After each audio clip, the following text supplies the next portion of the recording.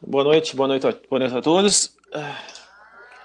A gente vai dar início às atividades do webinário do pré-TEOT e vamos começar com a atividade de osteosarcoma. Me apresentando, eu sou o Dr. Ricardo Becker, sou ortopedista especialista em tumores ósseos. Esse webinário também vai ter a participação do Dr. Bruno Antunes, que vai falar na sequência sobre o sarcoma de Ewing.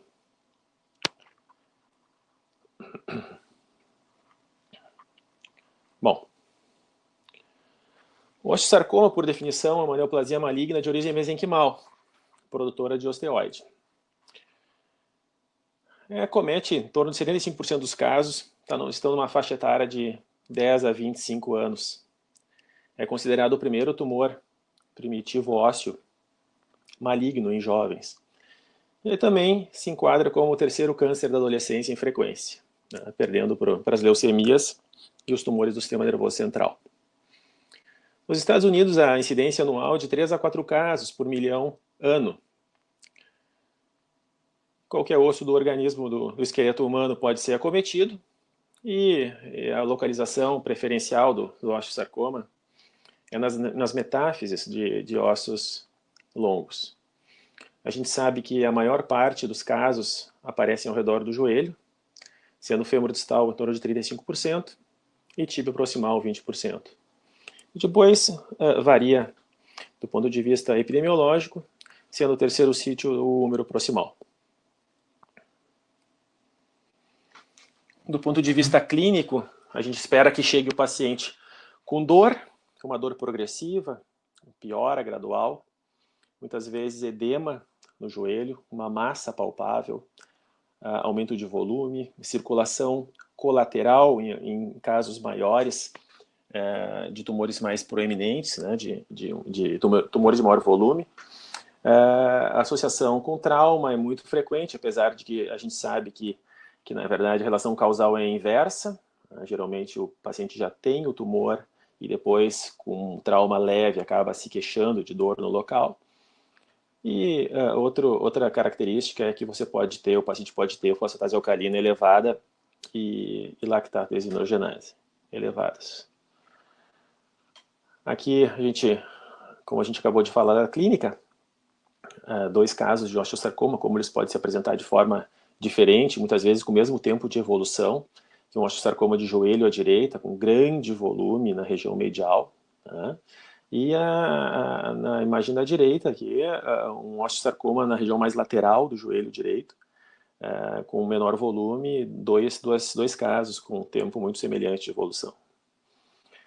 É importante a gente ter em mente que os diagnósticos diferenciais de tumores ósseos, entre eles a osteomielite e o sarcoma de Ewing.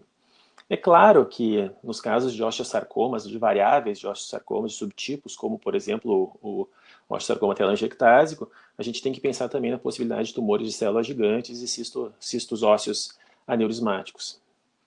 Um outro diagnóstico também diferencial é o osteoblastoma agressivo. Mas se tiver que lembrar para a prova da SBOT, sugiro que tenham em mente a osteomielite e o sarcoma de Ewing como 2 principais diagnósticos diferenciais. A gente não pode esquecer de algo extremamente importante, que é o estadiamento. Tá? Então, isso é demonstração de conhecimento para quem está lá na prova.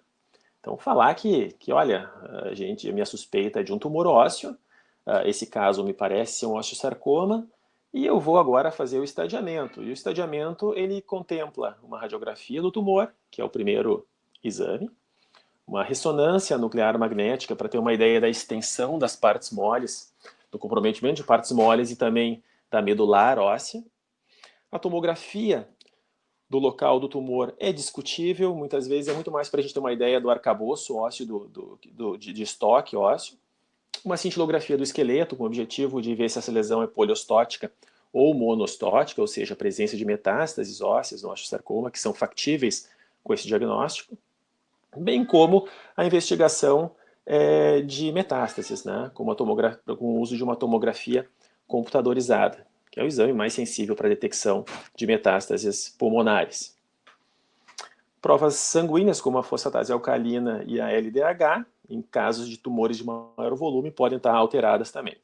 E o último passo, sem dúvida, a biópsia óssea, que é o que acaba concluindo o diagnóstico, fechando essa tríade, né, entre clínica, imagem e exame anatomopatológico.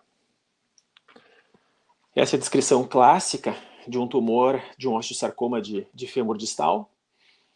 Se tiver que registrar, faça um print dessa tela, porque essa é a descrição mais frequente, que cai com uma certa, comumente lá na prova da SBOT. Uma radiografia com uma lesão osteoblástica, ou mista, ou muitas vezes até com padrão mais misto, tá? Desculpa, mais lítico, como no caso dos osteosarcomas telangiectásicos. Ela costuma ser permeativa, isso quer dizer o quê? Uma lesão mal delimitada, com uma ampla área de transição entre o osso sadio e o osso doente. Costuma aparecer mais em pacientes com esqueleto imaturo, porque a gente sabe que o pico desses pacientes, dessa patologia é em pacientes mais jovens, né, ou seja, adolescentes, mas é claro que em casos de pacientes com 20 e poucos anos, acaba não tendo a fise aberta, como nesse caso aqui. Tá? Prestar atenção na reação periosteal espiculada, do tipo raios de sol, bem característica do osteosarcoma, e na elevação do periósteo aqui, essa reação periosteal interrompida, chamada de triângulo de Codman. Lembrar que existe um envolvimento de partes moles de forma muito frequente no osteosarcoma. Né? A gente está falando de um tumor que, em geral, é um tumor de alto grau e que não respeita os compartimentos, sendo considerado extracompartimental na maioria das situações. O complemento do estadiamento, a gente vê uma ressonância nuclear magnética, um corte coronal ponderado em T1, tá? Aqui a lesão mostrando no fêmur distal a invasão e a margem com a medular óssea. Isso é uma característica importante para ossos longos da imagem ponderada em T1, que é tentar ver até onde a lesão se estende na medular óssea. E à direita, um T2, com grande componente de partes moles, que é uma das principais características assim, nessa imagem, a extensão para tecidos moles do tumor. Dando sequência, não podemos esquecer do risco da presença de metástases pulmonares, que é o principal sítio de doença sistêmica. Em torno de 15% dos casos podem ter metástases pulmonares ao diagnóstico, detectadas por exames de imagens. E também, é claro, o osteosarcoma tem o potencial de metástases ósseas. Esse aqui é um caso à direita, onde as setinhas amarelas estão demonstrando metástases chamadas de skip metástases de um osteosarcoma de fêmur distal, com uma lesãozinha lá em cima, na região da transição metadiafisária proximal. Cintilografia óssea e o PET-CT são exames para estadiamento sistêmico, para a gente tentar identificar a presença de lesões ósseas ou em outros sítios. A gente sabe que é muito mais comum, que são muito mais comuns no pulmão, mas o osso também é um dos possíveis sítios anatômicos. Do ponto de vista histológico, a neoformação óssea, as atipias nucleares, a hipercromasia nuclear e a classificação que eu não sei exatamente o porquê, mas com uma certa frequência aparece em provas do TEOT e até mesmo do TARO. Essa classificação de Hennequin para estadiamento de tumores ósseos malignos, ela é dividida em 1 e 2, em algarismos romanos, sendo 1 de baixo grau e 2 de alto grau. E A e B, intracompartimental, para o A e B, extracompartimental. O 3 é considerado paciente que já tem a presença de doença metastática. Então, a grande maioria dos casos de osteosarcoma acabam se enquadrando em 2B. Aqui a variedade os subtipos histológicos do osteosarcoma, a gente divide didaticamente em primários e secundários. Os primários, mais de 80% dos casos, são centrais e convencionais, é o famoso osteosarcoma osteogênico, osteoblástico ou convencional, tendo os outros subtipos, como o telangiectase, o condroblástico e aí por diante. E também, como no formato primário, na forma primária, os osteosarcomas de superfície sendo o mais conhecido, o parostial, também chamado de justa cortical. As variantes secundárias são aqueles casos onde geralmente acometem pacientes com um pouco mais de idade, pacientes que já foram submetidos à radioterapia por alguma razão, ou portadores de doença de Paget óssea, são classificados como osteosarcomas secundários.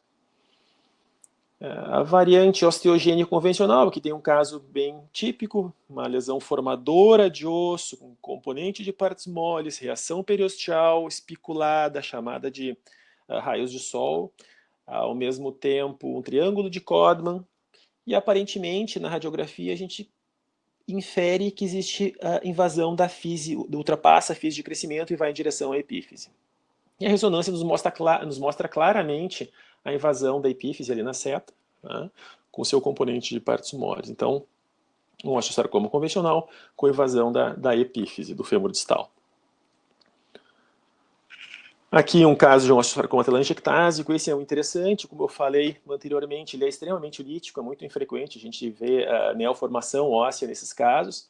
Essa menina chegou com uma lesão ulcerada já, com a presença de inúmeras metástases de um tamanho considerável no tórax, acabou indo para amputação de urgência e teve foi um prognóstico bem ruim, acabou falecendo de forma bem rápida, mesmo durante o tratamento com quimioterapia. O osteosarcoma telangiectásico é importante ter em mente que ele é diagnóstico diferencial do cisto ósseo-aneurismático. Esse caso que a gente está enxergando aqui dessa perna, esse tornozelo brilhoso, com uma incisão, foi um caso que foi tratado de forma equivocada como um cisto ósseo-aneurismático. Se enxertou, e a imagem de baixo à esquerda, a lesão progrediu e o paciente acabou sendo tratado com uma amputação. E à direita a gente consegue ver os septos do cisto ósseo, as cavidades do cisto ósseo aneurismático na transição na região metafisária de um fêmur distal, e aí a sobreposição entre a peça anatômica e a radiografia. Então lembrar que osteosarcoma telangiectásico é um dos diagnósticos diferenciais com cisto ósseo aneurismático, isso principalmente em lesões muito líticas. Esse é um diagnóstico interessante também, que é a variante parostial do osteosarcoma, são tumores de baixo grau, tá? Que costumam acometer pacientes numa faixa etária um pouquinho mais alta do que a gente está acostumado a ver aí dos 10 aos 25, ou seja, pacientes lá por volta dos 25 aos 30 anos. Tá? Um pouco mais em mulheres, aparentemente.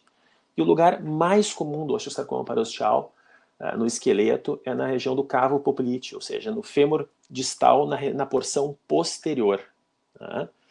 Então aqui tem algumas imagens que a gente consegue ver. Esse é um tipo de osteosarcoma que não é tratado com quimioterapia em geral, costuma ser tratado apenas com cirurgia com margens amplas. Aqui um outro caso de osteosarcoma parostial, só que na região anterior do fêmur distal. Essa paciente aqui é uma paciente nossa que vem em tratamento no momento, está com a cirurgia marcada para a semana que vem.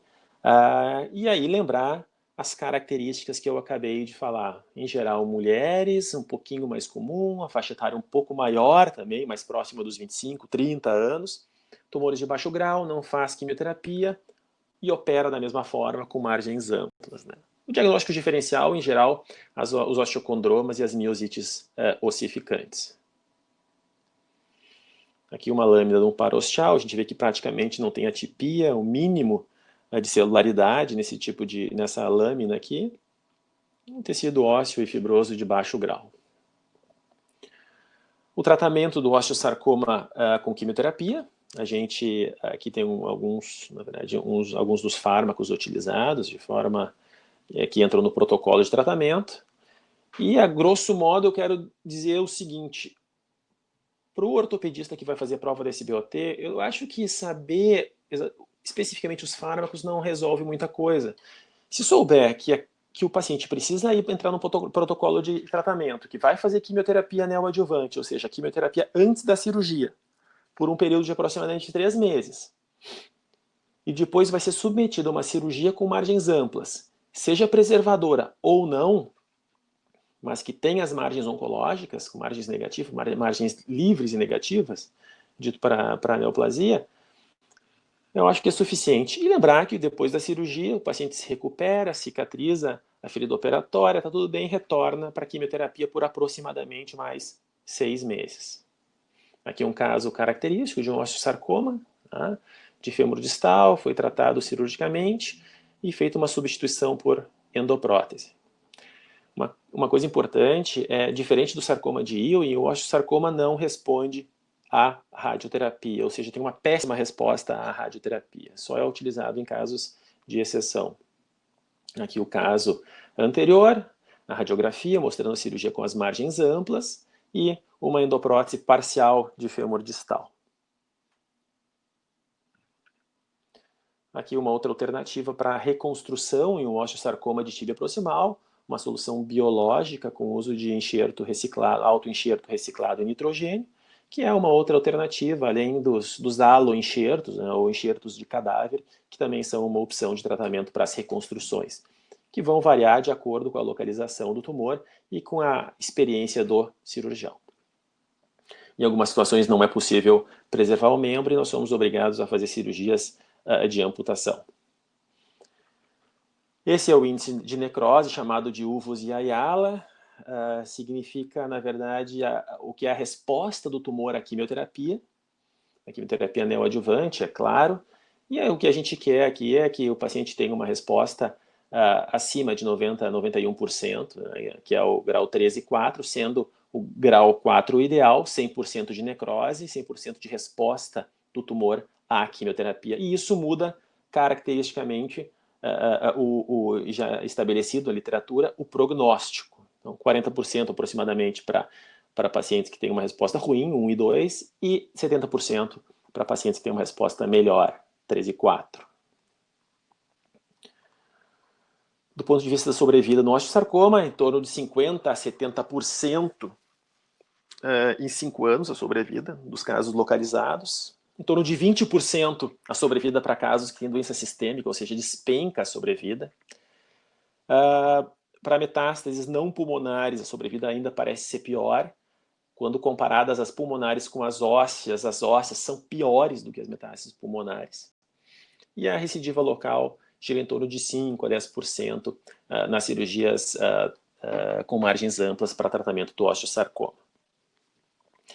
Há algumas questões objetivas aqui agora para a gente falar. Eu vou passar um pouco rápido essas questões para que eu acredito que vocês possam pegar alguns livros de questões para a prova da SBOT e que vocês devem estar fazendo, imagino eu, com uma certa frequência.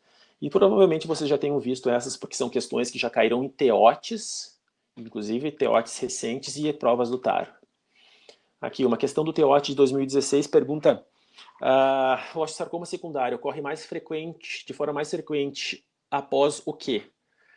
Osteomielite, radioterapia, Paget ou osteocondromatose. Então já tem um comentário embaixo: a radioterapia é a forma mais frequente de causa do osteosarcoma secundário, que é aquele que acomete pacientes um pouco mais velhos.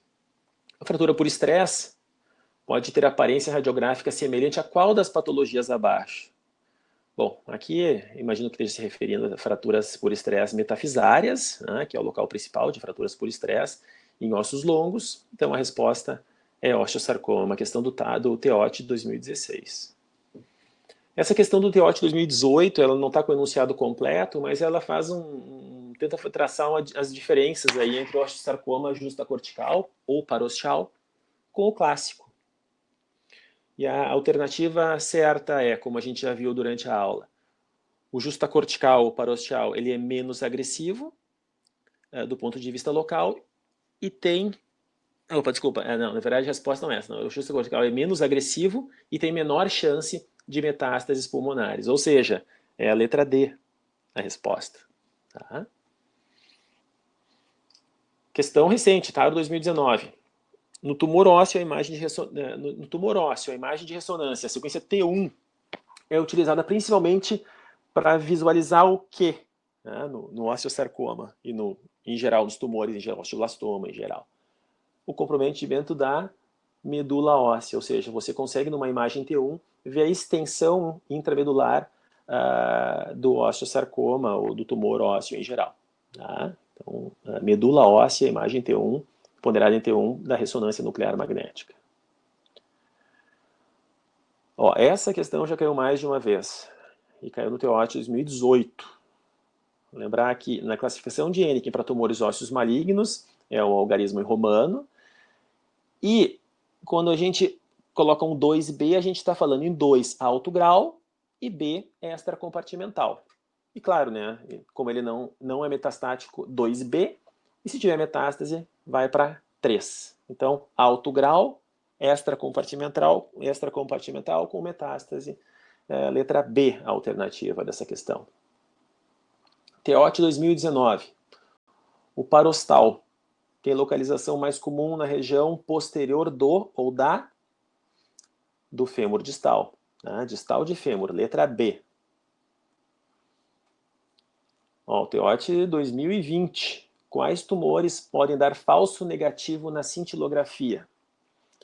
Tumor produtor de osso, com turnover, troca de osso, como osteosarcoma, neoformação óssea, positiva sempre, né? É muito infrequente ele não positivar na cintilografia óssea. Então a resposta, na verdade, é mieloma múltiplo e histiocytose.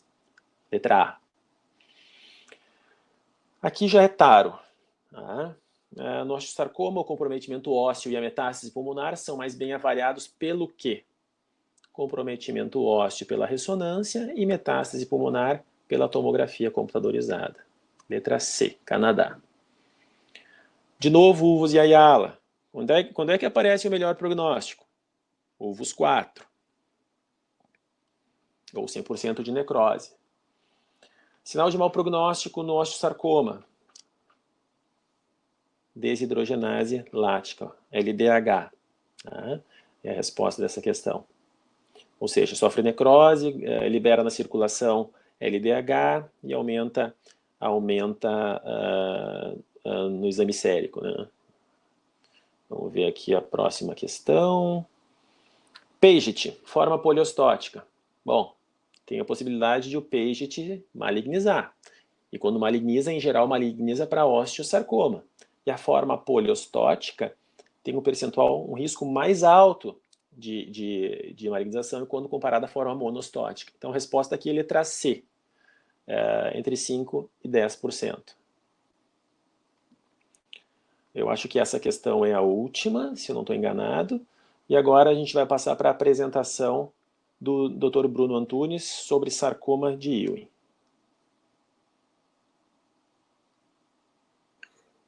Beleza, Becker, deixa eu só dar o start aqui. Bom, boa noite então, pessoal. Meu nome é Bruno, eu trabalho junto com o Becker aí no Hospital de Clínicas e no Moinhos de Vento aqui em Porto Alegre. Vou falar um pouquinho de você sobre Ewing. Essa aula ela é um pouco mais para oral, para prova oral, né, do TEOT, mais voltada para isso, que é onde o Ewing cai mais, tá? É um pouco mais difícil ele cair na teórica, e por isso eu vou dar umas dicas para ter ideia geral, assim, tá bom? Primeiramente, o tumor de Ewing, ele é, na verdade, pertencente a uma família Ewing, né, que são os tumores de células pequenas, redondas e azuis, que têm em comum a genética, né, que é a translocação do cromossomo 1122, que a gente vai ver mais para frente. Dentro dessa família ainda tem o PNET, que é o tumor neuroectodérmico primitivo, e o Askin, equivalente do tórax pulmonar, tá?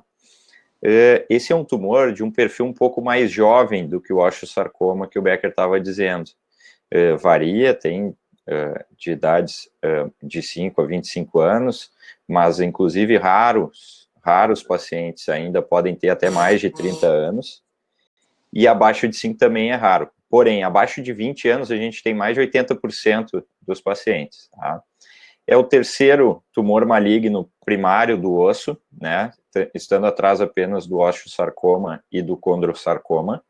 Só que quando a gente fala de pacientes mais jovens, menores de 10 anos, ele é o mais comum. Tumor ósseo primário maligno. Ele tem um leve predomínio no sexo masculino e é muito raro em negros, é difícil a gente ver, tá? Aspectos clínicos e laboratoriais no Ewing confunde muito com uma infecção. O paciente tem dor, aumento de volume local, pode apresentar calor e rubor, né? Só que pode estar associado a febre, anemia, leucocitose, sinais de como se fosse um paciente com uma infecção, né? Aumento de PCR, VSG ou VHS. E a fosfatase alcalina e LDH também estão aumentados, tá? Essa palavra é muito importante, o Becker já ressaltou ela ali no início.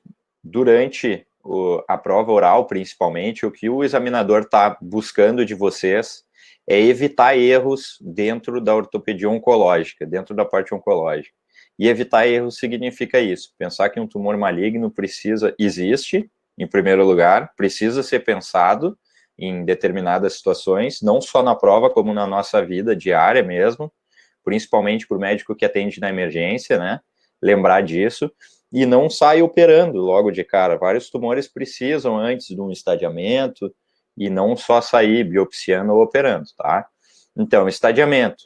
Ewing é parecido com osteosarcoma, como o Becker citou, o estadiamento local, né, com raio-x e uma ressonância. A distância, né, o estadiamento sistêmico, onde a gente vai ter atomo de tórax, né, como principal sítio de metástase, cintila óssea, com tecnécio. E aqui é uma diferença, o aspirado de medula óssea, né, que avalia doença sistêmica difusa, um paciente com pior prognóstico. No Ewing é importante isso. E por último, no estadiamento, a biópsia, a ser feita como último passo. Esse é o raio-x típico do paciente com Ewing, né? Um paciente com uma lesão permeativa mal delimitada, pode acometer qualquer osso, mas é mais comum em ossos diafisários, em ossos longos, mas na região metadiafisária, tá? Lesões que fogem um pouco mais para a diáfise do que o osteosarcoma, que tende mais a metáfise.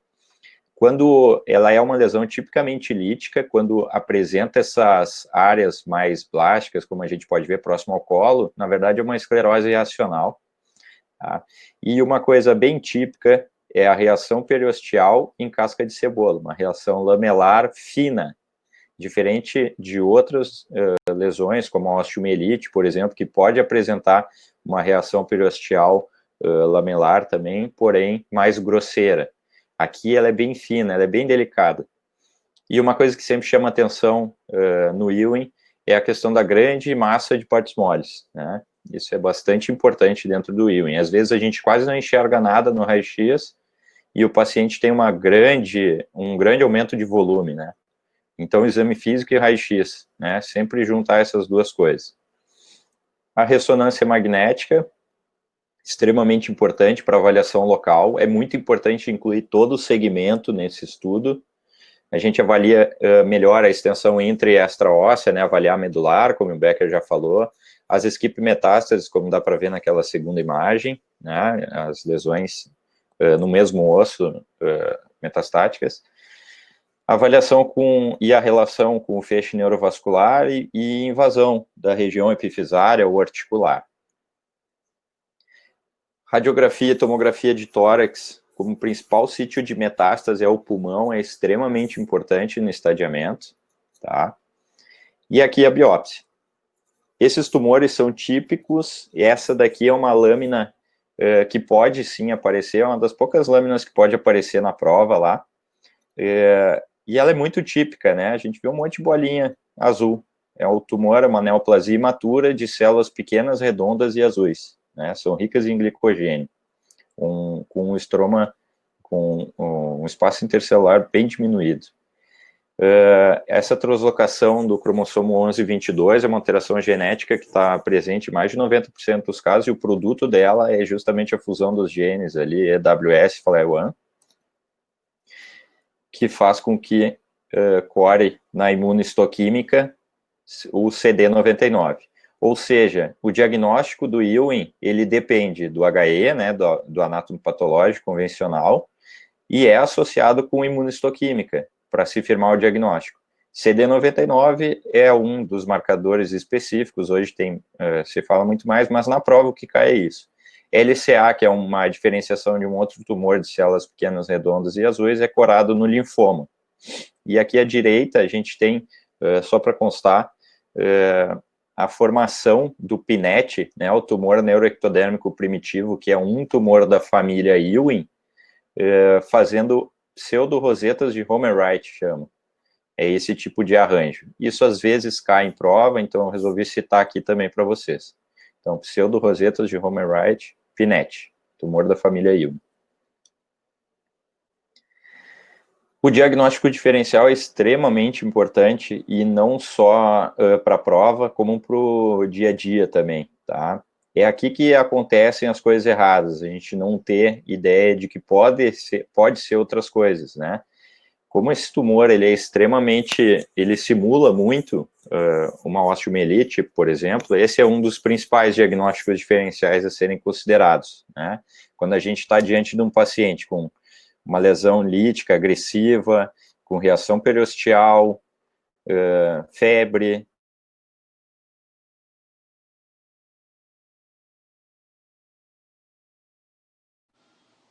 Acho que falhou o áudio do Bruno.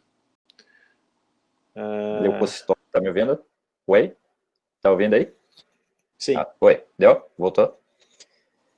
Tá ouvindo? sim. Tá bom, vou seguir.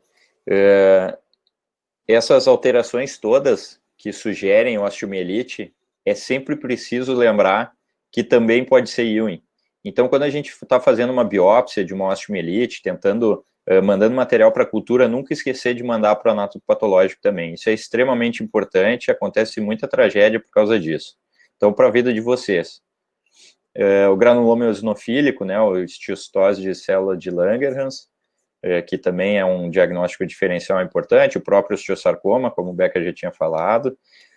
Pacientes mais jovens, menores de 5 anos, lembrar da metástase de neuroblastoma, que é mais comum nessa faixa etária menor, e o linfoma, como a gente viu ali, que diferencia na imunistoquímica. O tratamento, ele é parecido com o que o Becker tinha citado do osteosarcoma na questão estrutural, porém as drogas são diferentes, que eu acho que não vale a pena lembrar aqui, mas sim que tem quimioterapia neoadjuvante, né, antes da cirurgia, cerca de 3 meses, com o intuito de redução, né, do tumor, uma citorredução inicial e o controle sistêmico, né, das micrometástases. Depois, no segundo momento, o controle local, que é cirurgia, a ressecção com margens amplas, e aí, dependendo do tipo de ressecção que a gente fizer e de onde for a lesão, a reconstrução. Amputação no Ewing é uma exceção justamente por esse próximo item, que a radioterapia é uma alternativa ou até mesmo uma associação, tá? Esse é um tumor radiosensível, ou seja, cirurgias muito ablativas, como amputação, às vezes até uma hemipelvectomia, podem ser substituídas no tratamento do controle local com radioterapia. E ainda a quimioterapia adjuvante, né, depois que o paciente passa por esse controle local, ele volta para a quimio e segue mais o resto do protocolo. O transplante de medula óssea também é uma alternativa para alguns pacientes selecionados. A resposta à quimioterapia inicial, assim como no osteosarcoma, né, o equivalente ao UVS e Ayala, fala sobre o índice de necrose tumoral. Da mesma maneira, os graus 3 e 4 acima de 90%, e se espera acima de 90% de necrose tumoral.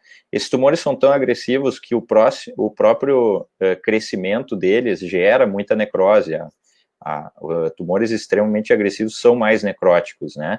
E com isso pode-se ter até 90% de necrose simplesmente pela agressividade do tumor. Então, com a resposta à quimioterapia, a gente espera mais de 90%, né? 91% e preferencialmente 100%. Esses têm um melhor prognóstico. Os fatores conhecidos de pior prognóstico é metástase no diagnóstico, esse é o pior prognóstico, sempre isso costuma cair, né, em questões teóricas, inclusive. A metástase no diagnóstico, principalmente pulmonar, é o pior prognóstico. Depois a resposta à quimioterapia inicial, né, o UVUS lá, UVUS 1 ou 2. Lesões grandes, varia um pouco de cada local, mas lesões maiores de 8 centímetros, consideradas maiores, também tem mau prognóstico. Esqueleto axial, né, as mais proximais, cintura pélvica e escapular. Pacientes com recidiva local têm pior prognóstico, e os mais velhos, pacientes acima de 15 anos. Não são fatores prognósticos, atenção, grau histológico, por quê? Todo Ewing é de alto grau. Aqui, diferente do osteosarcoma, eu não falei de tumores de alto grau, de baixo grau, nada disso. Assim como não é fator prognóstico a translocação 1122. Por quê? Porque essa é uma característica do Ewing. Ela não é de melhor ou pior prognóstico, ela é inclusive uma característica geral que une essas lesões. Só para discutir rapidamente sobre as opções de reconstrução depois da ressecção, uma menina de 12 anos, aqui a gente vê um tumor agressivo, inclusive com fratura patológica ali da tíbia proximal, né? É importante lá no dia da prova descrever bem o que vocês estão vendo, raio-x, paciente com esqueleto imaturo, uma lesão lítica, mal delimitada, agressiva, com ruptura de cortical, me parece em ruído de traça, né, características típicas do Ewing, tá? E com componente de partes moles na região metadiafisária, ok? Ressecção com margens oncológicas e substituição por endoprótese, nesse caso uma endoprótese de tíbia proximal, né, uma parcial de joelho. Tá? Essa é uma opção de reconstrução não biológica, as endopróteses. Um menino de 5 anos, né, com uma lesão mais diafisária, onde a gente pode ver ela ali na ressonância, no corte axial, um volume importante de partes moles, uma boa resposta à quimioterapia, esse é o exame de controle pós-quimio neoadjuvante, diminuiu bastante, daí permitiu uma ressecção com margem oncológica também, com margem ampla, que é extremamente importante, e utilização de autoenxerto de fíbula associado ao enxerto bovino liofilizado, a transposição da fíbula para a tíbia, né? Essas soluções biológicas têm hoje uma maior tendência, e quanto mais a gente puder usar, melhor, justamente porque melhorou muito a expectativa de vida desses pacientes ao longo das últimas décadas, tá? Então é extremamente importante a gente lembrar de reconstruções biológicas também, principalmente para pacientes com bom prognóstico. Aqui mais um último caso, paciente com uma lesão metadiafisária de tíbia distal, né? Uma lesão também agressiva, lítica, um componente de partes moles importante, realizada uma ressecção com margem ampla e o autoenxerto reciclado. Essa é uma outra opção, a gente utiliza, resseca a lesão, lesões com osso ainda viável, a gente pode fazer uma técnica que a gente apelida e chama de frozen, né, que é no nitrogênio líquido, queima essas células todas, tanto o osso bom quanto o ruim, né, todas as células, e reconstrói com o próprio osso, tá? Esse é um enxerto que tem normalmente um melhor match, né, que a gente diz, faz ele equivale à anatomia do paciente, tem alguns prós e contras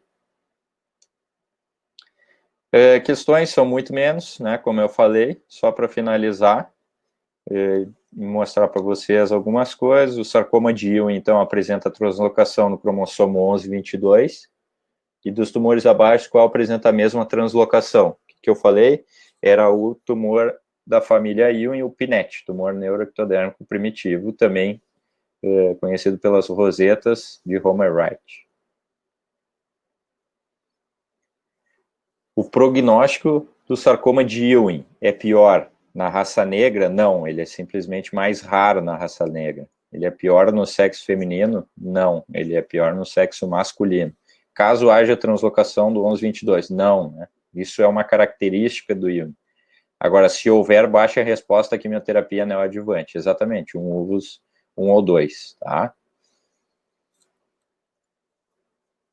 Comparando sarcoma de Ewing com osteosarcoma. O primeiro apresenta na avaliação histológica células de padrão, como são as células no Ewing, arredondado e acomete crianças de menor idade, né? Normalmente um pouquinho mais jovens que o osteosarcoma. O tumor ósseo de localização epifisária na criança é sugestivo de tumor de Ewing? Não falei que era epifisário, falei que era metadiafisário, não é só porque a aula é de Ewing que tudo é Ewing, né? Condroblastoma, tá? É o epifisário da criança. 5. A fratura por estresse. pode ter aparência radiográfica semelhante a outras patologias abaixo. Essa o Becker já tinha falado ali, não é o sarcoma de Ewing também, sim o osteosarcoma. Acho que era isso aí, Becker. Sim.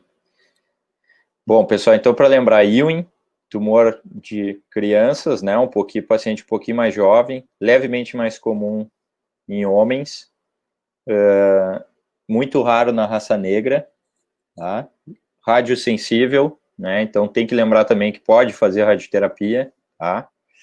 E a ressecção sempre com margens oncológicas, e é bom usar essas palavras que a gente está dizendo, não esquecer, estadiamento, ressecção com margem oncológica, coisas que na hora da prova demonstram conhecimento. Tá bem? Muito obrigado aí, pessoal. Agora o Becker vai seguir com a aula de condrosarcoma. Tá bom de tempo, Becker? Quer dar uma respirada? Não, vamos tocar ficha, Vamos acho que tocar? vamos dar o seguimento aí, tá? Deixa eu dar o enter aqui. Aí. Bom, a gente vai continuar agora com o condrosarcoma, que já é um tipo de tumor primitivo, maligno, de pacientes de uma faixa etária um pouco maior do que a gente estava falando. Então, são, em geral, pacientes já adultos. Tá? Por definição, é uma neoplasia maligna, um tumor maligno primário que, com produção de cartilagem, e ele, do ponto de vista epidemiológico, ele representa em torno de 20% dos tumores ósseos primários malignos. Tá? É o terceiro em frequência quando a gente considera o mieloma um tumor ósseo primário. Então, ele vem depois do mieloma e do osteosarcoma.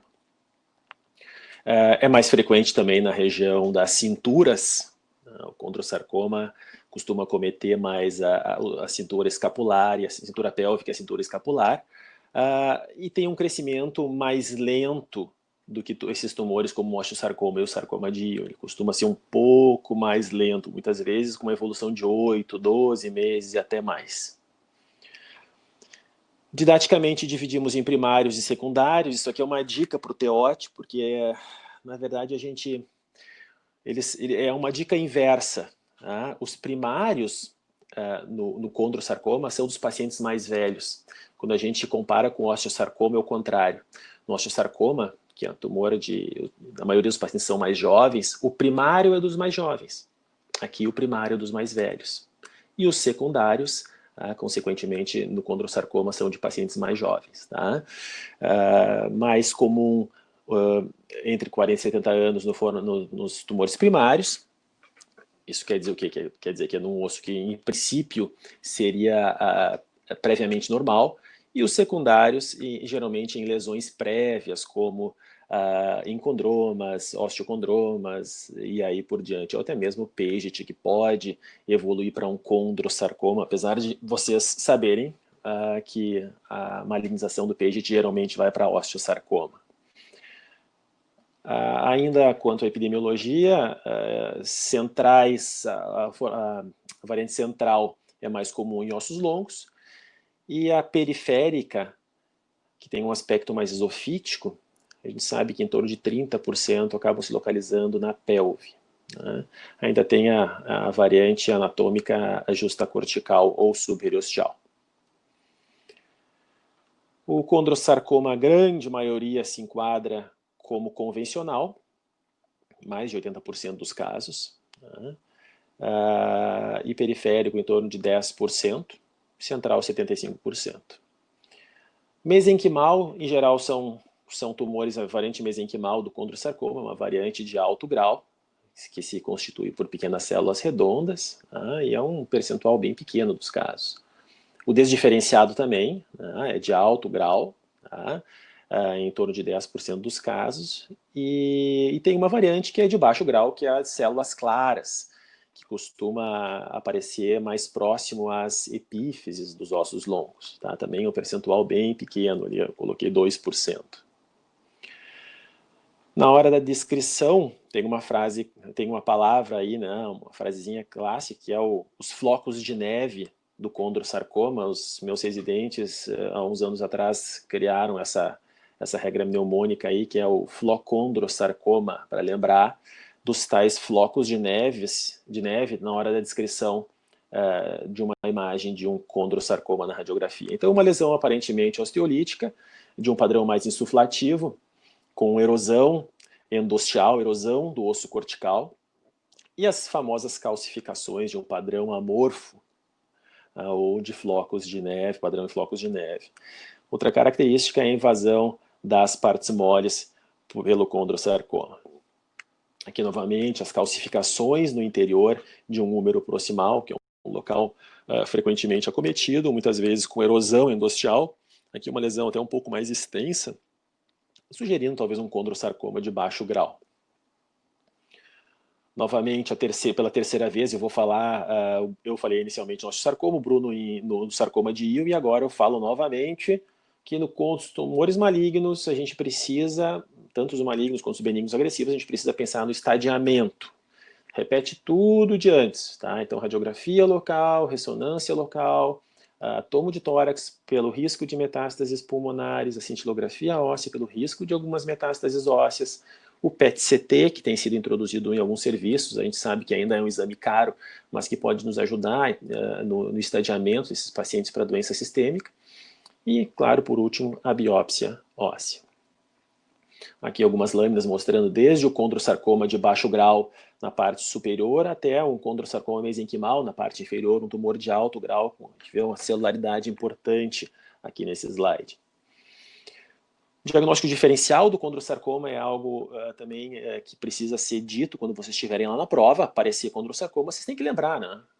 Claro que o diagnóstico diferencial são as lesões benignas de origem condroide, como essas que estão descritas aqui, o encondromas, osteocondromas e o próprio condroblastoma, que costuma cometer pacientes mais jovens, pacientes com esqueleto imaturo, mas que ainda assim é um diagnóstico diferencial do condrosarcoma de células claras, assim como alguns casos de osteosarcoma, como o osteosarcoma periosteal, que tem características histológicas condroides, o próprio osteosarcoma condroblástico, que muitas vezes na lâmina por si só não é fácil, na microscopia por si só, não é fácil distinguir de um condrosarcoma, a gente leva muito mais em consideração os achados de imagem, ou até mesmo a faixa etária do paciente, e o condroma justacortical. Aqui à esquerda em cima a gente vê um encondroma, uma lesão sem características de agressividade no fêmur distal. A ressonância está mostrando, tem um pequeno scallop, um pequeno erosão endosteal, mas uma lesão que está ali, provavelmente assintomática, um achado incidental. À direita em cima um condroma periosteal, que também é um diagnóstico diferencial de condrosarcoma. E embaixo, à esquerda, um condroblastoma, que é o do esqueleto imaturo, né, epifisário, e um condrosarcoma de células claras no meio embaixo. Uma lesão mais metaepifisária, um pouco mais agressiva, mais permeativa. E à direita, embaixo, uma exostose, que é uma lesão frequente, que é o tumor ósseo mais comum da espécie humana, que muitas vezes pode assustar o ortopedista e levar a pensar que pode ser um condrosarcoma, um tumor mais agressivo. Existem algumas síndromes associadas ao condrosarcoma, entre elas a osteocondromatose múltipla hereditária, que apresenta um risco de malignização em torno de 5%. Não confundam a osteocondromatose múltipla hereditária com a encondromatose múltipla congênita, que aí inclui a doença de Ollier, que apresenta nanismo e um risco de malignização de até 1/4 dos casos, e a síndrome de Maffucci, que apresenta hemangiomas e um risco de malignização que pode chegar até 100% até os 70 anos de idade. Então aqui a gente tem uma mão de um paciente com Maffucci. Esse aqui é um paciente meu e do Bruno, que vem acompanhando. É muito raro chegar esse tipo de paciente para a gente. Eu tenho acho que 2 ou 3 pacientes com Maffucci que acompanham comigo. E ali à esquerda de vocês, na verdade a imagem do meio, né, que a gente vê uma simetria entre os membros inferiores, é um paciente com doença de Ollier com um lado do corpo comprometido pela encondromatose. O tratamento do condrosarcoma é cirúrgico. O tratamento medicamentoso para condrosarcoma é a exceção. Esse fluxograma mostra o seguinte: os condrosarcomas centrais, na parte central do osso, em geral, quando são de grau 1, acabam sendo tratados de forma intralesional. A maioria das vezes sem biópsia, tratados direto de forma intralesional. Claro que se for feita uma biópsia, você já tem a definição, e aí vai fazer o tratamento definitivo. Mas a maioria das vezes a gente define isso muito mais pela imagem, pelas características e a evolução do caso, do que propriamente pela histologia. Eu não vou ficar entrando nessa questão da decisão cirúrgica em cima de biópsia ou não, mas mais sim do que realmente é feito nesses casos. O próprio condrossarcoma grau 2 e 3, esse precisa de uma ressecção ampla, né, como a gente falou de Ewing osteosarcoma, então aí já são casos onde envolve reconstruções ósseas, reconstruções das deficiências ósseas. Tá? E claro, os condrossarcomas periféricos, quando possível, ressecção em bloco.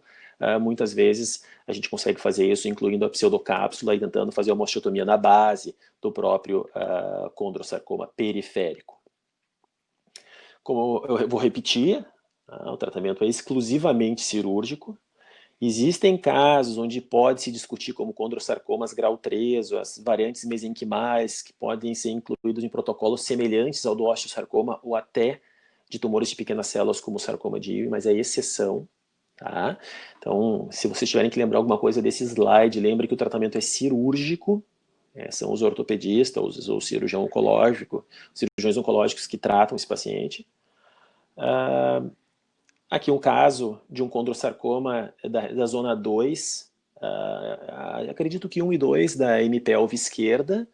A gente consegue ver o corte tomográfico à direita em cima, com a lesão de padrão osteolítico, uma imagem hipodensa com calcificações no seu interior, e uma ressonância embaixo à esquerda, com uma lesão relativamente extensa, tá, na zona 2. O paciente foi biopsiado, confirmou um condrossarcoma grau 2, acabou indo para uma hemipelvectomia interna, com preservação do membro sem reconstrução. Aqui a gente tem a radiografia e consegue ver na imagem da peça, da macroscopia, a lesão na zona 2, de forma bem clara, embaixo à esquerda. Aqui um outro caso de um condrossarcoma, novamente um paciente adulto com calcificações no seu interior, uma lesão permeativa, difícil de delimitar onde ela começa, onde ela termina, e com envolvimento de partes moles. Tá? A gente vê a ressonância, vê novamente o componente de partes moles, uma lesão grande, envolvendo praticamente todo o fêmur distal. E aí o paciente acaba indo para um tratamento exclusivamente cirúrgico após uma biópsia que confirmou o diagnóstico de um condrossarcoma grau 2. Ressecção com margens amplas, a gente vê a deficiência óssea que fica ali entre o fêmur e a parte proximal da tíbia. E a reconstrução com uma endoprótese, que é uma das opções de tratamento quando envolve assim, a região periarticular. Existem outras opções de tratamento que podem ser biológicas ou não. Aqui a gente acabou optando por fazer uma megaprótese ou uma endoprótese, uma prótese modular de fêmur distal. Do ponto de vista de prognóstico, o condrossarcoma convencional estima-se em torno de 30% a 85% de sobrevida em 10 anos. Isso vai depender muito, e por isso essa seta vermelha do grau histológico, ou seja, mais alto grau é pior. E claro, presença de doença sistêmica também é pior. A variante desdiferenciada tem um prognóstico pior também, 10 a 30% em 10 anos. E a gente sabe que até 15% das recidivas apresentam um grau maior do que o grau inicial do condrossarcoma. Vamos ver o que tem mais. Tem algumas questões aqui. O TEOT 2020, quais são os condrossarcomas de alto grau? A pergunta. Bom, a gente viu no slide, alguns slides atrás, a variante desdiferenciada e a variante mesenquimal. A de células claras é de baixo grau, e o grau 2 é grau intermediário. Mafussi.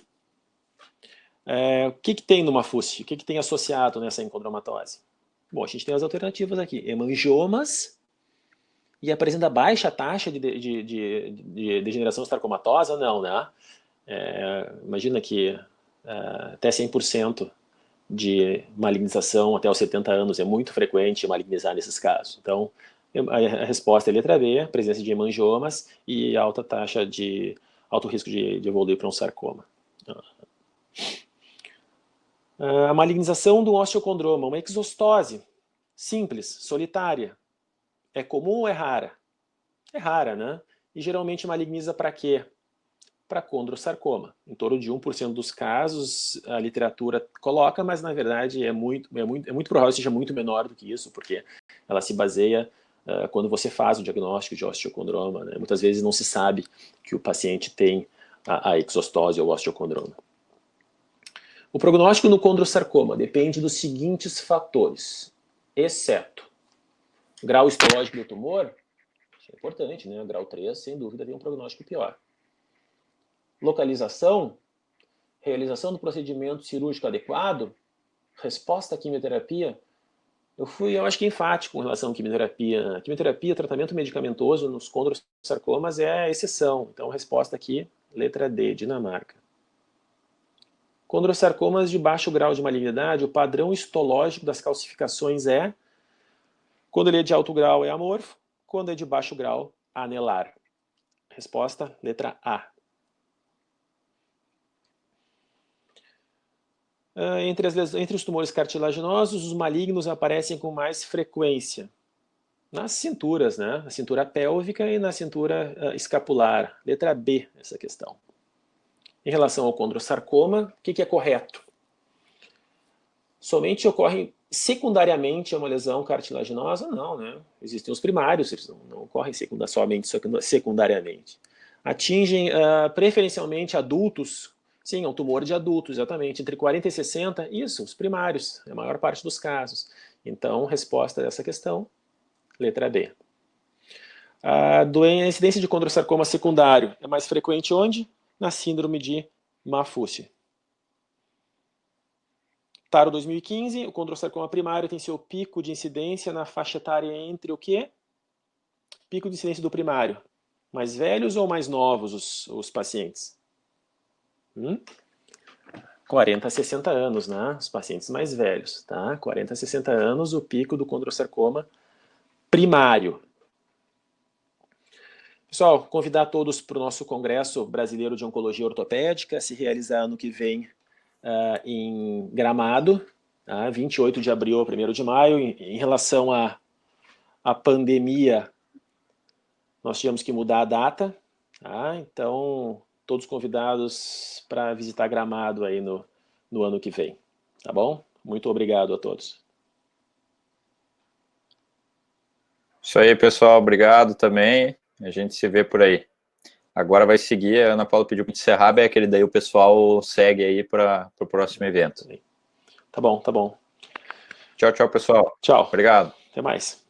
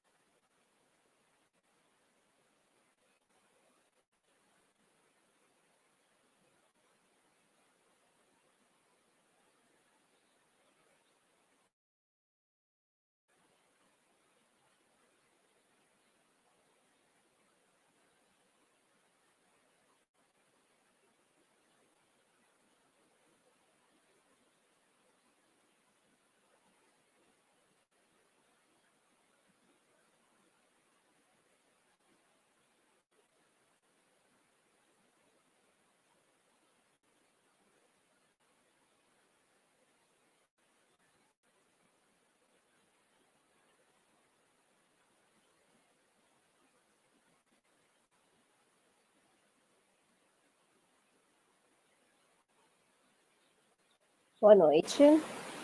Espero que todos estejam ouvindo bem. Vou tentar passar para vocês em uma aula rápida alguns conceitos sobre dor e depois, dependendo do nosso tempo, passar uma aula que o Dr. Edilson preparou sobre dor oncológica. Então, o meu nome é Rona Fontana, eu sou traumatologista e ortopedista com área de atuação em dor.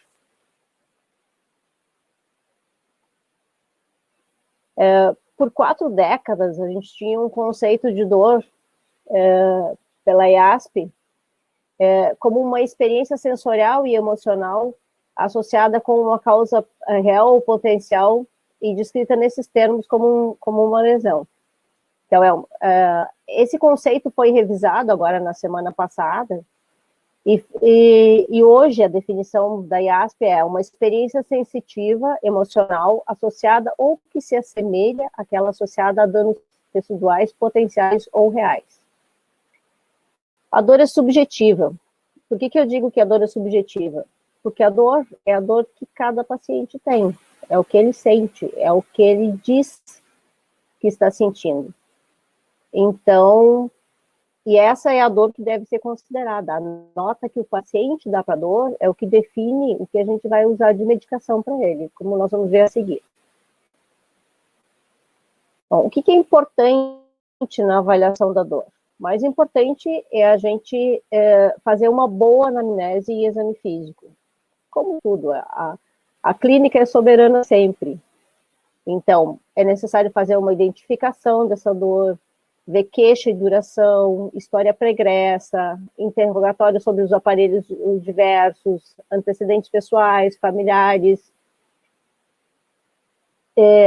conseguir dissecar a dor. Ver duração, início, localização, tentar determinar o mais precisamente possível como é a dor do paciente e fazer um exame físico o mais completo possível.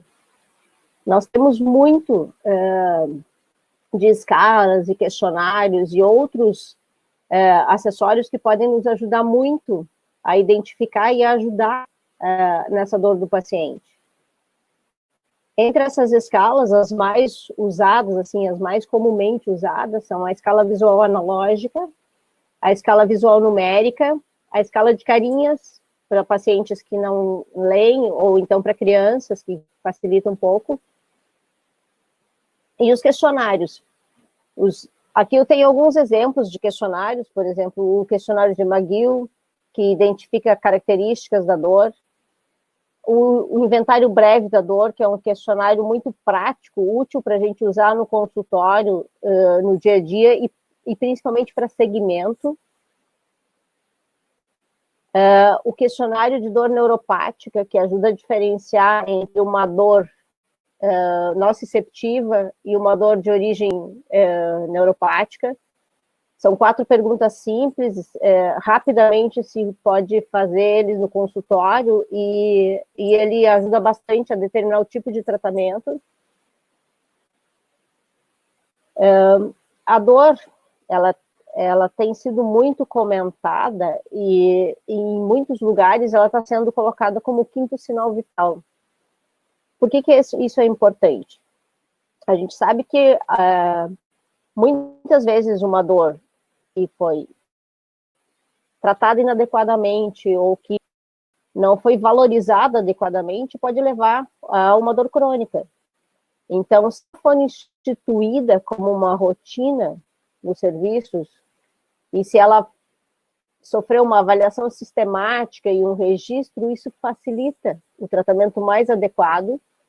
Esse tratamento mais adequado diminui o tempo de internação dos pacientes, com isso, diminui as complicações, melhora o conforto, melhora a qualidade da recuperação do paciente e, principalmente, evita essa evolução para dor crônica. Então, é importante colocar isso, de implantar e implementar isso de forma concreta, seguindo etapas nessa implantação, para que isso fique como uma rotina sempre. Bom, a dor é uma coisa muito importante, principalmente porque ela é um alerta, ela tem um valor biológico fundamental. A dor aguda nos alerta. Esse alerta serve para a gente ter uma reação. Essas reações podem ser de defesa, de fuga, de remoção. Se eu coloco a minha mão numa chapa quente, e a dor vai me dizer que eu tenho imediatamente que retirar. É uma forma de proteção, de autoproteção, principalmente. A dor crônica, diferente da dor aguda, ela perde esse valor.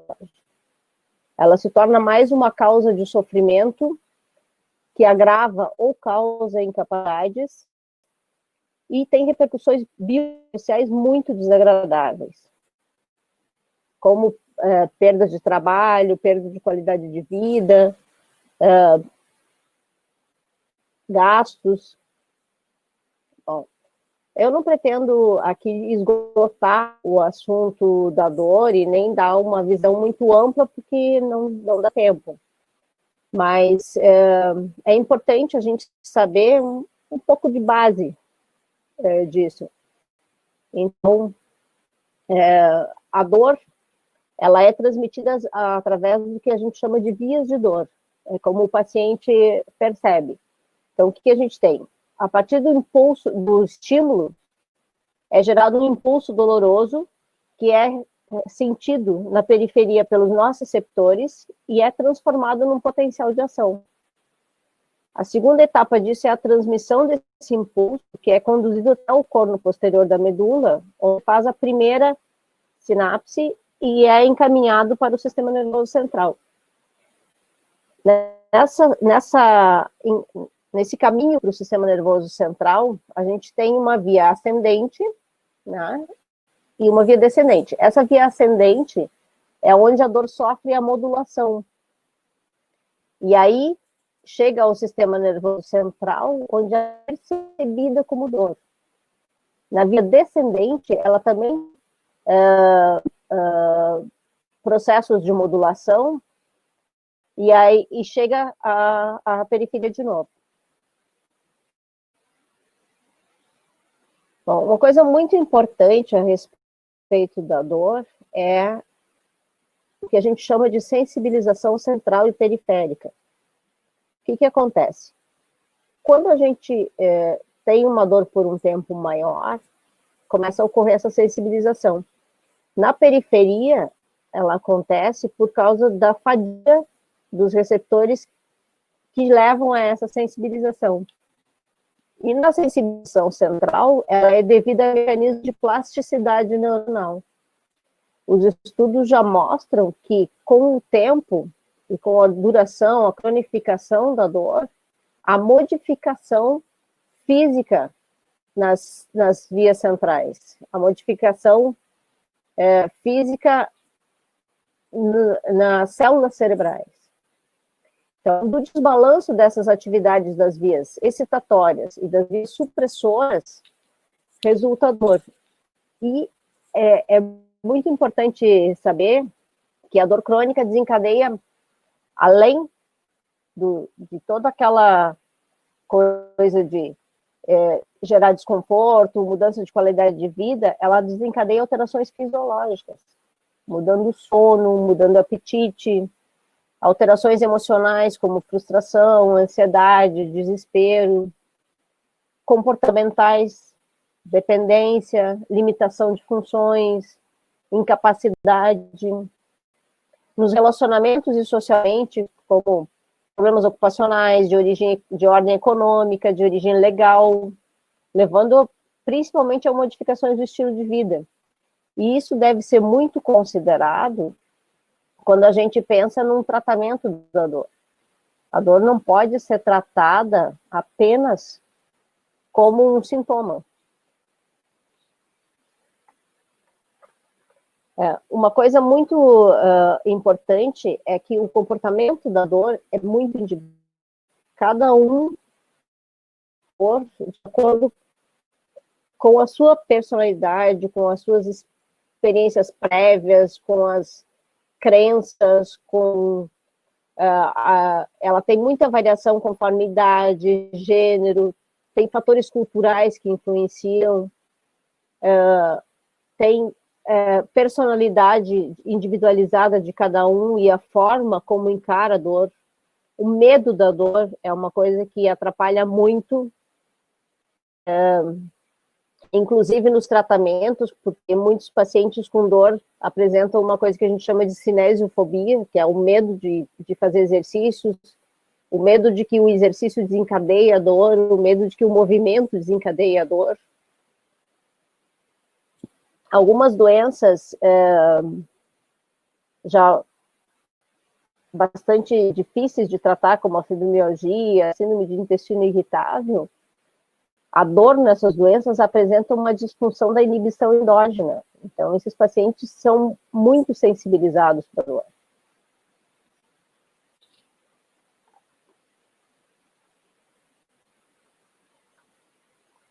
Bom, o tratamento da dor não é um tratamento receita de bolo. Não se tem para dor nada que funcione para todo mundo. A principal consideração que se deve ter é tratar a dor como uma coisa muito individualizada. Como cada um interpreta a dor do seu jeito, baseado nas suas experiências, baseado na sua vivência prévia, a dor dessa pessoa também deve ser tratada dessa forma. Então, o que se sabe que melhora mais a dor? É uma abordagem multimodal, principalmente no caso da dor crônica, fazer uma abordagem interdisciplinar, quer dizer, uma pessoa sozinha tem muita dificuldade para tratar a dor de um paciente que já passou por diversos profissionais, que já chega no consultório cansado, já chega desesperançoso, já chega sem ter muita crença de que vai conseguir algum resultado. Então, a primeira coisa que se tem que conseguir para fazer isso evoluir, para fazer um tratamento funcionar, é fazer o paciente se sentir parte do tratamento e saber que ele tem que participar ativamente desse tratamento. Então, o que se tem disponível para tratamento de dor hoje em dia? O que se lança a mão? Como é que se pensa o tratamento das dores? Primeiro se faz a avaliação adequada do paciente, se chega ao diagnóstico da dor desse paciente, e aí, de acordo com a categorização dessa dor, de acordo com a intensidade dessa dor, seguindo a escada analgésica da OMS, onde os analgésicos não opioides, como a dipirona, paracetamol, os anti-inflamatórios, são aplicados para dor leve. Os opioides fracos para dor moderada e podem ser associados a não opioides. Os opioides fortes, também podendo ou não ser associado a não opioides para dor intensa. E na dor refratária, a gente pode lançar mão de procedimentos intervencionistas, opioides fortes, não opioides, tratamentos não medicamentosos, apoios com terapias. Em todas essas escadas, em todos esses degraus da escada, a gente pode usar os fármacos adjuvantes, que são os antidepressivos, os anticonvulsivantes e os antagonistas do NMDA. O mais importante é que esse tratamento sempre deve ser individualizado. Como eu faço isso, por exemplo? De uma forma mais prática, assim. E ver como o paciente se comporta, o que é mais importante para ele. Por exemplo, se o paciente tem um distúrbio de sono, a gente escolhe um determinado tipo de medicação que dê mais sono. Por exemplo, os relaxantes musculares, pode associar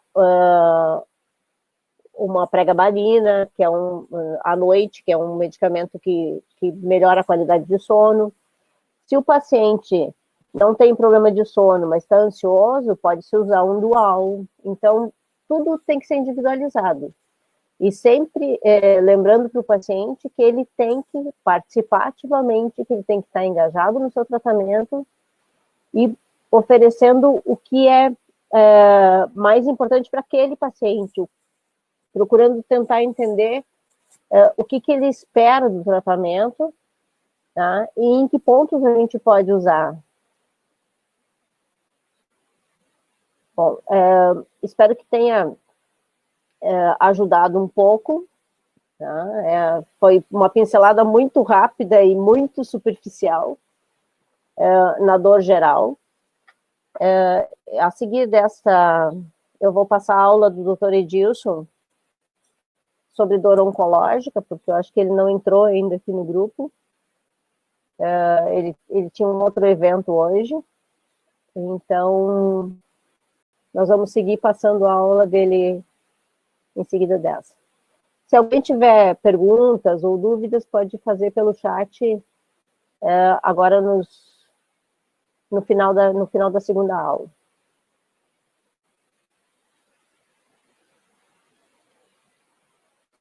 Bom, a tarefa é um pouco complicada, né, de apresentar uma aula que outra pessoa preparou. Mas o Dr. Edilson é muito claro, muito objetivo, então vamos lá, vamos tentar.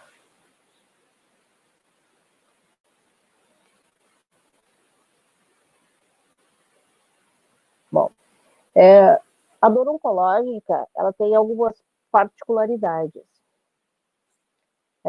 A sobrevida dos pacientes com câncer hoje em dia, devido à melhoria dos tratamentos, à melhora das drogas, à melhora da sistematização dos tratamentos, ela tem sido maior. Conforme os pacientes sobrevivem mais, aumenta junto com isso também os efeitos, né, dos tratamentos com quimioterapia, com radioterapia, a dor crônica gerada pelas metástases. Então, cria-se um novo desafio de poder tratar as dores também, né?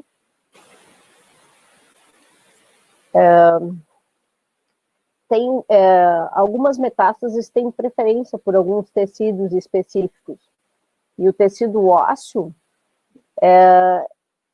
ele tem atração para metástases desses sítios primários.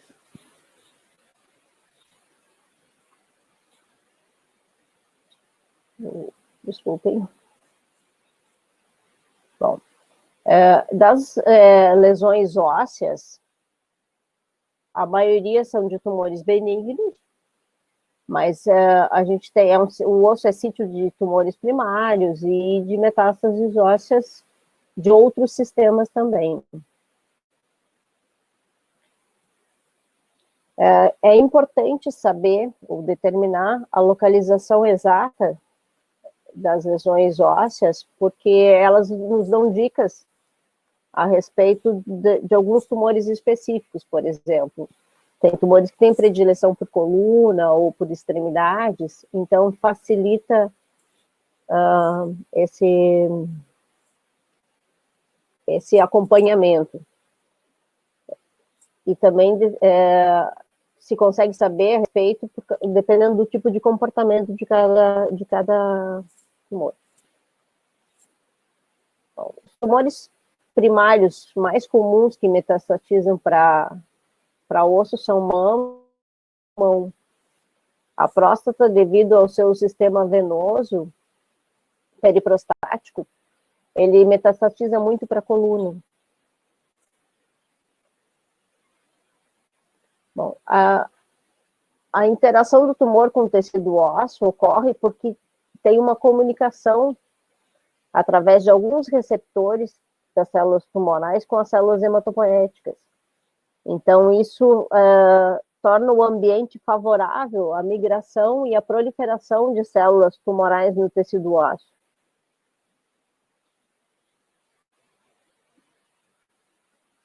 Existem, gerando um ambiente aí propício para que isso se desenvolva. Existem dois tipos de manifestações das lesões ósseas, das lesões tumorais nos ossos, desculpa. Existe o osteoblástico, que cria um osso mais denso, ele aumenta a densidade. Existem as lesões osteolíticas, que absorvem o osso por causa do aumento da atividade osteoclástica, né? E existem as mistas. Por que é tão difícil tratar uma dor oncológica? O paciente oncológico já é complicado em si, porque múltiplas especialidades estão vendo o paciente, e cada um vê a sua parte. O cirurgião vê a parte que pode ressecar, o clínico vê uma outra parte, a pessoa que está fazendo as químios, as radioterapias vê a sua parte, cada um vê uma parte, e ninguém consegue perceber o paciente como um todo. Então, isso dificulta muito o tratamento.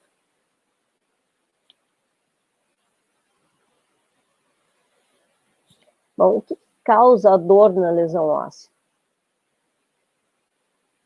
Uma das causas de dor na lesão óssea é a instabilidade.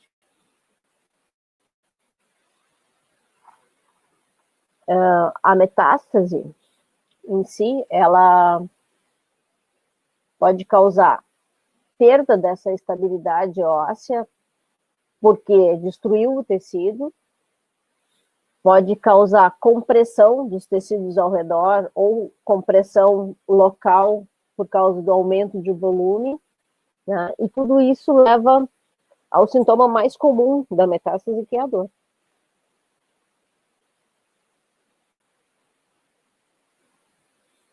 Bom, a dor, então, ela pode ser nociceptiva, por causa da destruição óssea pelos osteoclastos, que leva à fragilidade e falência estrutural com microfraturas, e pode ser mecânica, que piora com a carga e o movimento. Ela pode ser inflamatória, por causa da liberação desses mediadores inflamatórios, a bradicinina, a interleucina 6, o fator de necrose tumoral, e nesse caso é uma dor contínua, e pode ser neuropática, por compressão ou por invasão de tecido nervoso e sensibilização central. Principalmente as metástases de coluna têm muita compressão do tecido nervoso. Então, na coluna, que é o sítio comum de metástases e lesões ósseas, o que nós precisamos pensar, assim? Que a investigação ela tem que ser o mais completa possível. Então, nas metástases ósseas, a gente precisa de muitos exames complementares. O raio-x simples, ele pode parecer inocente a princípio, ou pode parecer que tem uma lesão pequena, ou até despercebida, e na verdade pode ter uma coisa bem maior. Então, se eu vejo um raio-x desse aqui, parece que tem algo estranho, mas ele não me identifica exatamente o que tem aí de alterado. Já, se eu peço uma tomografia dessa mesma região, dá para ver que houve uma absorção, que tem um corpo vertebral praticamente todo absorvido nessa região.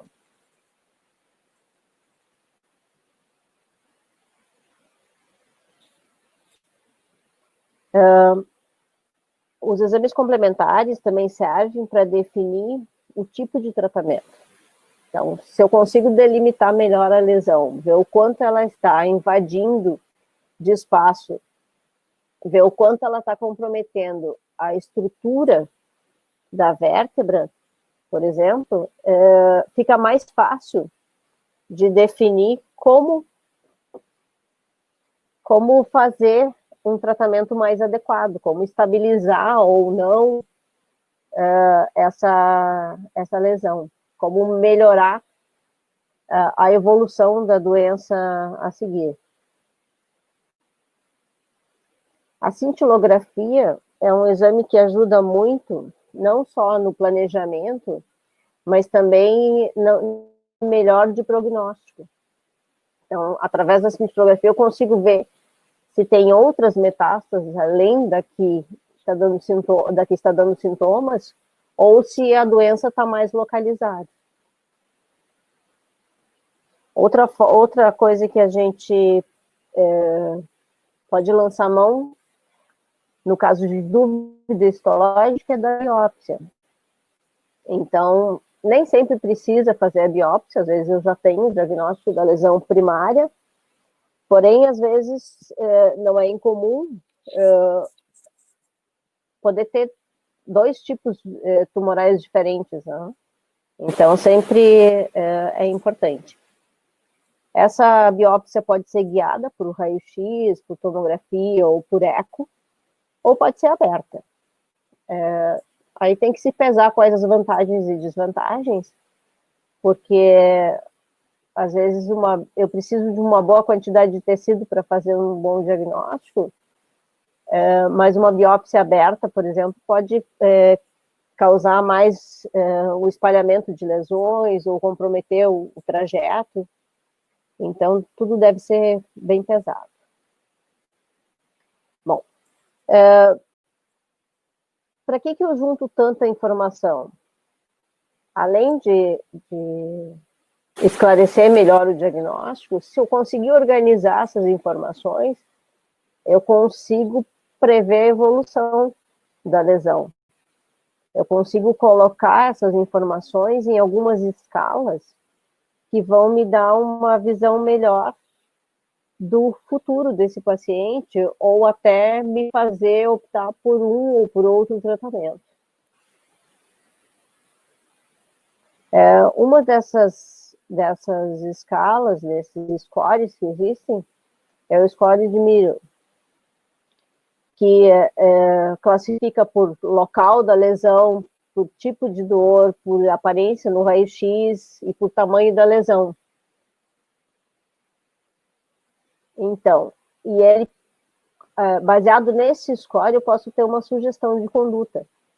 Porque, de acordo com o que tem aqui, ele vai me dizer se essa metástase tem risco de fratura ou se eu posso ter que tomar uma atitude preventiva em cima disso ou não, como uma fixação profilática, por exemplo, num risco aumentado para uma fratura maior.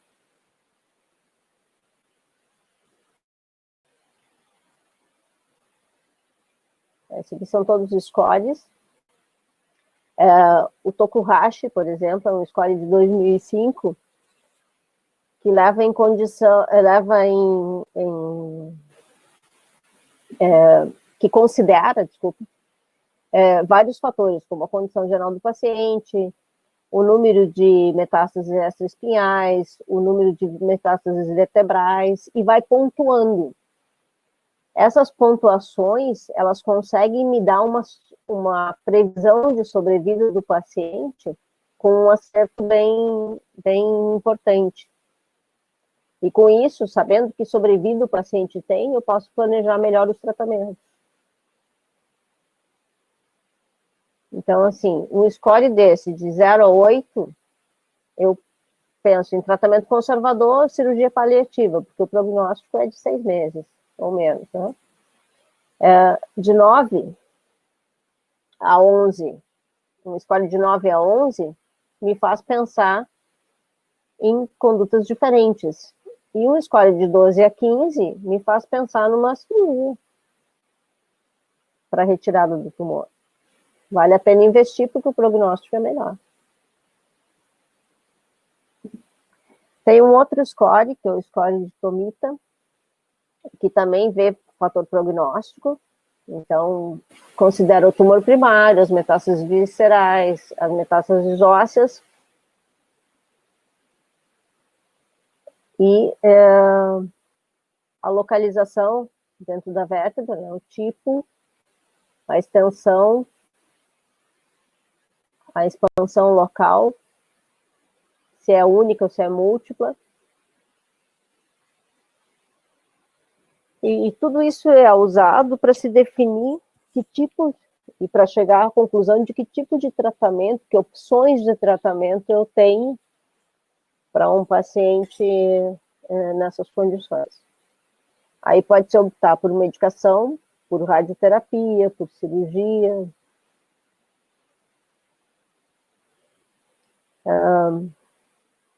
por um manejo cirúrgico, depende do que os scores todos nos dão. Se a dor for intratável, se houver uma compressão nervosa com déficit, se houver instabilidade, e se o paciente tem uma perspectiva de melhora funcional, eu posso optar pelo manejo cirúrgico. Medicações que eu posso usar na dor oncológica, então. Anti-inflamatórios, né? De preferência os bloqueadores da COX-2.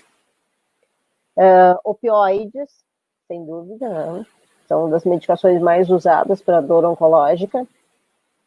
Os bisfosfonados, como o ácido zoledrônico, que também age nas células tumorais. O denosumab, que é um anticorpo monoclonal e bloqueia a RANKL, que é daqueles receptores que facilitam a proliferação das metástases.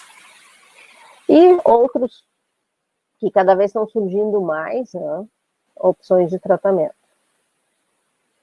Esse aqui é um exemplo de um paciente tratado com denosumab para um tumor cervical de células gigantes. A radioterapia é uma das opções de tratamento. Pode ser usado mais um tipo de radioisótopo. A vertebroplastia, que pode ser percutânea, é um procedimento pouco invasivo, claro que tem que ser realizado por mãos experientes, porque precisa de alguns cuidados e tem riscos acentuados também, se não for feito com todos os cuidados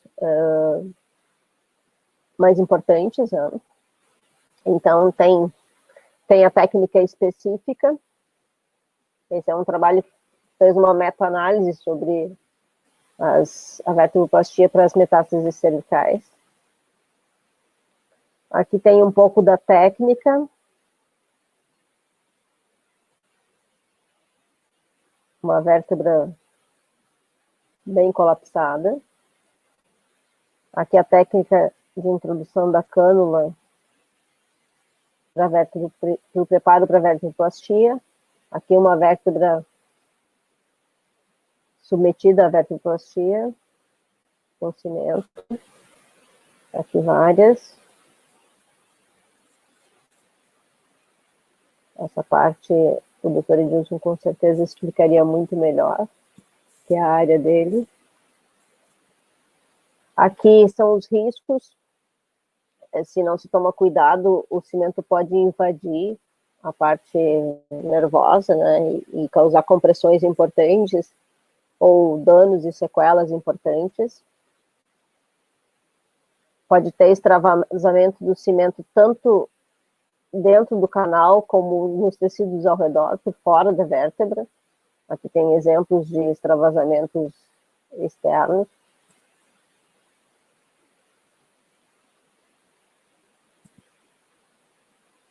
Aqui uma parte de introdução da técnica. Para que não ocorra, que deve ser respeitada meticulosamente, né, para que não ocorram essas complicações. Mais a técnica. E os procedimentos ablativos. No caso de lesões pequenas, não, que se for um local de carga, precisa incluir junto uma estabilização, mas existem técnicas que podem eliminar essas metástases. Laser, radiofrequência, ondas curtas, crioblação, eletroporação, ultrassom de alta intensidade guiado por ressonância. De novo, lembrando para lesões pequenas, né? Aqui a radiofrequência, no exemplo.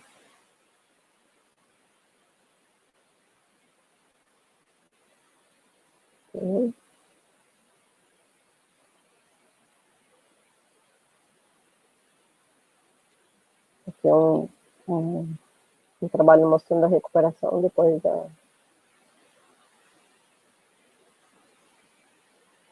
Bom, dá para se usar a associação também, né, da ablação mais a cimentoplastia.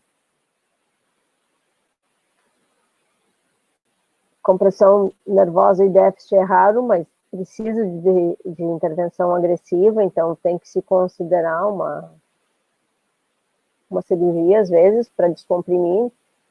Então, as indicações são as que eu citei antes: dor intratável, capacidade de melhora funcional, compressão neurológica e instabilidade.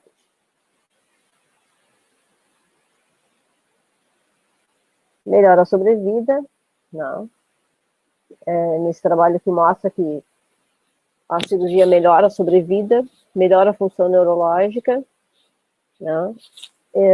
E pode ser associado com radioterapia antes da cirurgia. Aqui são os resultados do trabalho. Bom, isso é isso, não tem matéria opinião, a sua opinião aceita hoje, eu sempre com dia. Obrigada.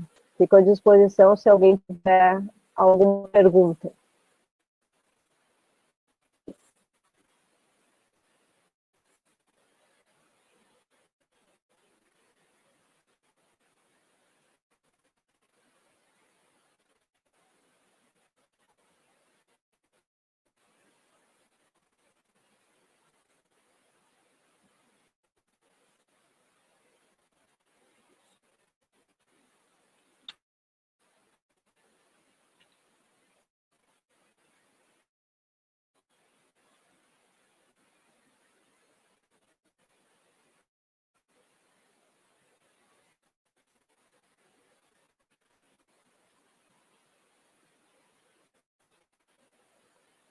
Vou deixar esse tempinho à disposição.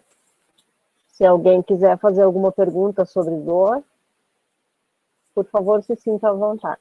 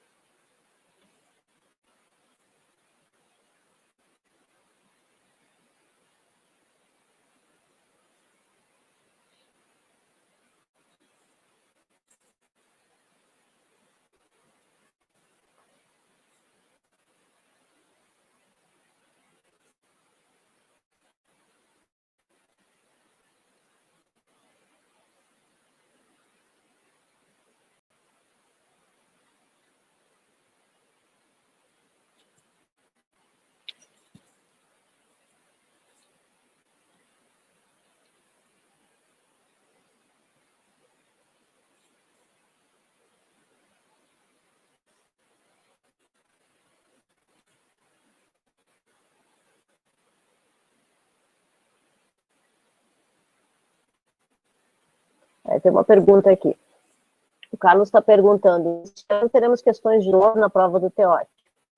Quais aspectos sugere que os residentes tenham mais atenção? Quais questões acredita que potencialmente podem ser perguntadas? Interessante, boa pergunta. Bom, eu acho que assim, dor é muito amplo, tem muita coisa para se perguntar, mas eu acho que tem que prestar atenção em conceito de dor, um pouco em vias de dor. É interessante saber como funciona a dor, né? Outra coisa importante são a avaliação da dor, como diferenciar uma dor nociceptiva de uma dor neuropática, por exemplo, né? Principalmente o que se pode usar, questionar, métodos de avaliação de dor, talvez alguma coisa sobre exame físico, é bem interessante. Não sei se respondi a pergunta. Quer perguntar mais alguma coisa?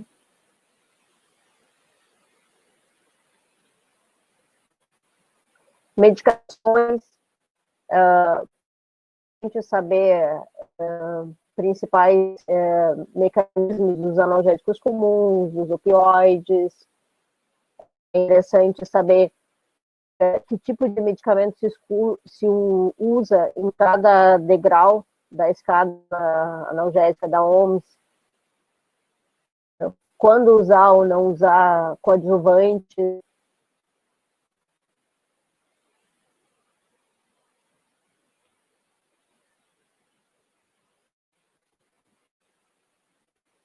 Alguém quer fazer mais alguma pergunta? Fique à vontade.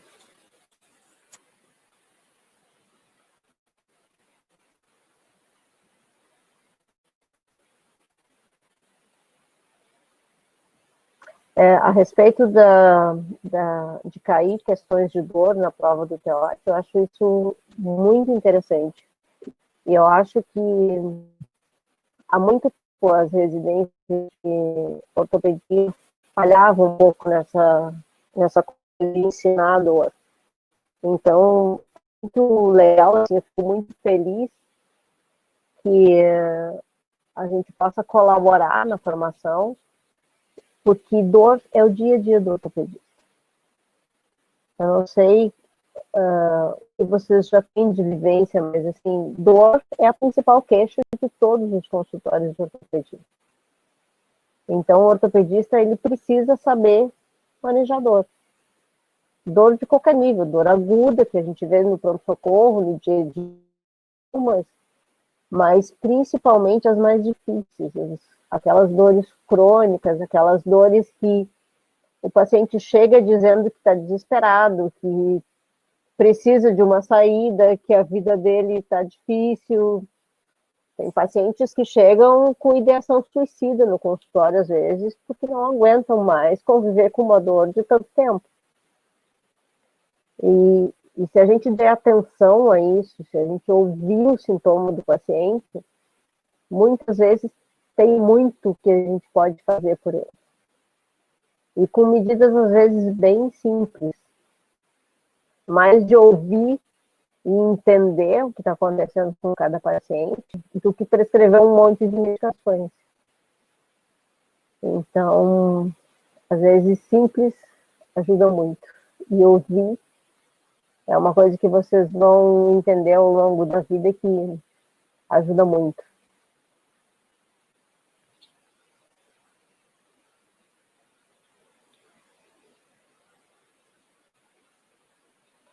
Bom, foi um prazer estar aqui com vocês. Eu espero ter ajudado. Se alguém quiser perguntar alguma coisa, eu sempre estou à disposição. O meu e-mail é or.rosana@gmail.com. Vocês podem me contatar. Apareceu mais uma perguntinha aqui. Vamos aproveitar aqui. Interações medicamentosas. O que não devemos prescrever conjuntamente? Quais analgésicos não podemos associar? Bom, Karen, assim, isso, a maioria dos analgésicos podem ser associados. O que acontece é que os pacientes têm outras comorbidades às vezes. Então, a gente precisa avaliar o paciente como um todo e ver que outros medicamentos eles usam, além dos medicamentos específicos para dor. Mas sempre assim, ver que tipo de que tipo de dor o paciente tem, se é uma dor, usar sempre o medicamento com menos efeitos colaterais, na menor dose efetiva. Não adianta dar subdose para o paciente, a gente tem que dar a menor dose efetiva para alívio da dor dele, reavaliar frequentemente, né, e procurar não associar medicações diretamente entre si.